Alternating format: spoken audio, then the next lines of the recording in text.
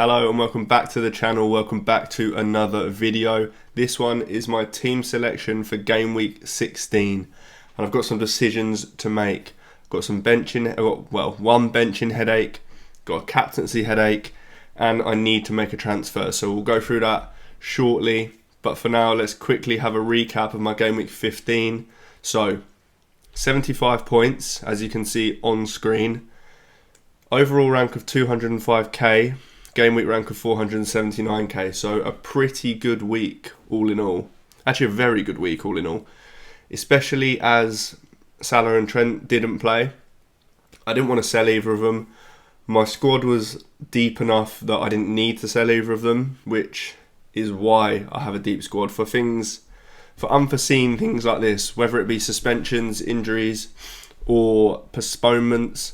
This is exactly why I've got a deep squad. So Verbruggen in goal was actually pretty frustrating.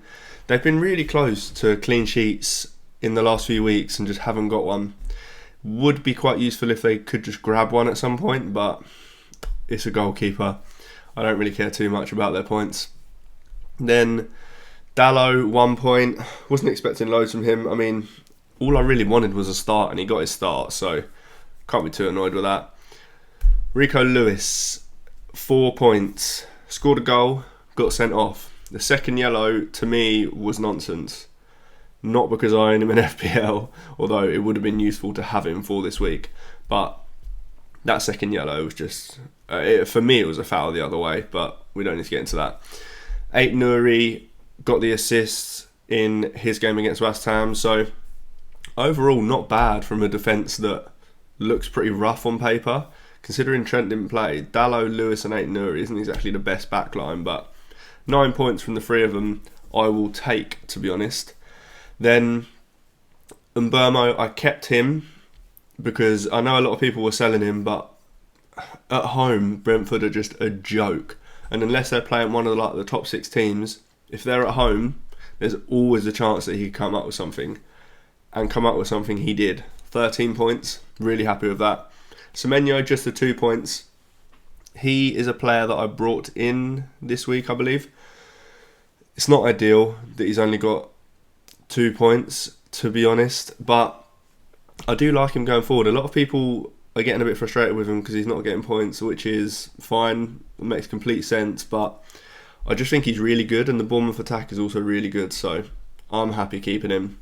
Bruno Fernandes with a nice 9 points. He could have had more as well. He hit the crossbar and a couple of other chances created and things like that, but really happy with 9 points.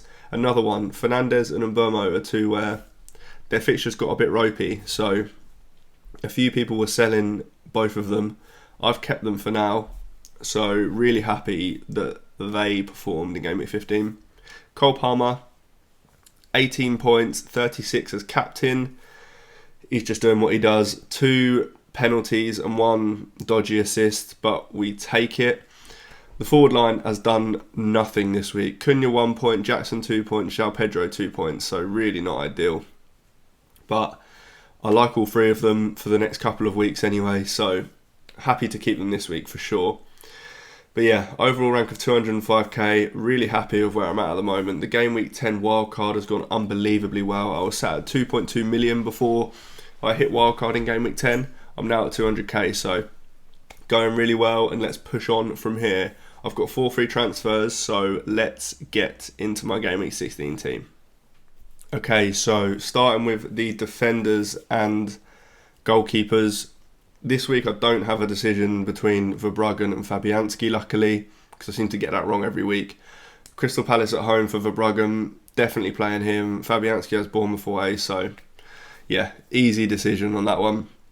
I have thought about getting someone like Alisson or Raya in, but I really hate spending money on the goalkeeper position. It's such... There's more variance than any other position with goalkeepers, so I would rather spend as little as possible on that position, and that's currently kind of what I'm doing. So I don't like using transfers on the position either, so I highly doubt I'll be doing that. In defence is where I definitely need to make at least one move. So I've got 8 Nouri of Ipswich at home, really happy with that. Really glad he didn't get his 5th yellow card in game week 15, because then I'd have been in trouble. But yeah, happy to have him this week.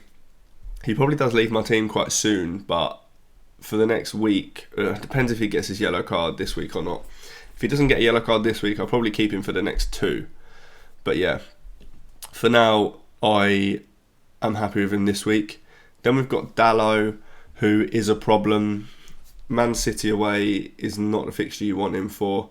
Obviously, I can't bench him for anyone on my bench this week anyway. Lewis is suspended, Anderson's injured, and he plays Liverpool away, so I can't do anything.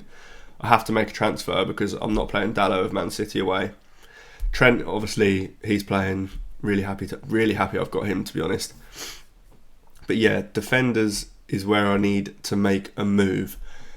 I've got 0.1 million in the bank, and if I make no other moves, I'll talk about my midfielders in a second. The forward line's staying the same. I won't be making any transfers on the forward line this week.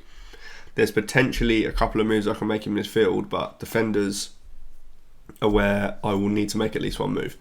Now the options I've got, so it's a case of selling Lewis or selling Dalot or both. Now, if I sell Lewis on his own, the options are Lewis Hall or Colwill. Neither of them are that great. Chelsea have got some really good fixtures though. Problem is, if I go for Colwill, then I block myself out of getting Enzo Fernandez because I've got Palmer, I've got Jackson, so Colwill would be my third Chelsea player. And my midfield moves would involve Enzo if I made them, so that needs to be factored in. Lewis Hall is cheap. Newcastle will have nice fixtures over the next 2, which is kind of when I need this defender for more than anything else. The next 2 games, next 2 game weeks are when I need this defender really. So Lewis Hall fits for that. He's not that great long term though, and I just don't really trust Newcastle's defence that much. But that's the options from Lewis. The options from Dalot are I can go to Timber if Timber is fit, which it seems like he is. He came on in the Champions League, so it seems like he is fit and he is fine. Another option is I can go to Robertson because I've got 0.8 million in the bank. Now, Robertson, I don't know what's going on with Simicast at the moment. That's my problem with Robertson. If Simicast is out for quite a long time, then I'm happy to go for Robertson, I think. Mainly because I don't think I want a different Liverpool player. I've got Trent, I've got Salah, so tripling up on Liverpool is fine with Robertson. I can't see myself wanting a midfielder or a forward from them. But I just need to see what Slot says about Simicast and when he's coming back from injury, because if he comes back soon, then that ruins Robertson for me. So they're the individual moves, but what I could also do is do both of them out. So I can do Rico Lewis to Hall. That frees up a little bit of funds, which means I can actually do Dalot to Gabriel if Gabriel's fit, which I don't even know if we're going to know that, to be honest. So that one might be off the cards. That's probably my least likely one I'm going to do. But they are my options. Now, in midfield, let's bring the midfielders up. So I've got Mbeumo, who has Chelsea away. Not the best fixture. I've actually got a little bit of a benching headache with him or Fernandez. Fernandez has Man City away.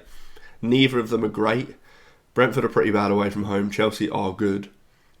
Man United play Man City, so I don't really want to be playing either of them.